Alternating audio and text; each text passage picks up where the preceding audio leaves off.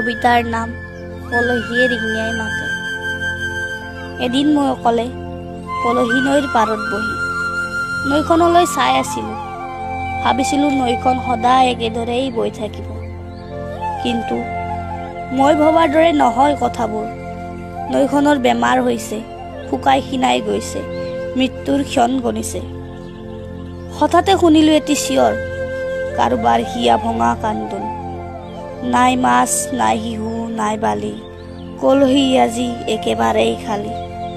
কলহী আজি অসহায়, কলহী আজি নিৰুপায়, কলহীয়ে শুকাই কান্দিছে, কলহীয়ে ৰিঙিয়াই মাতিছে।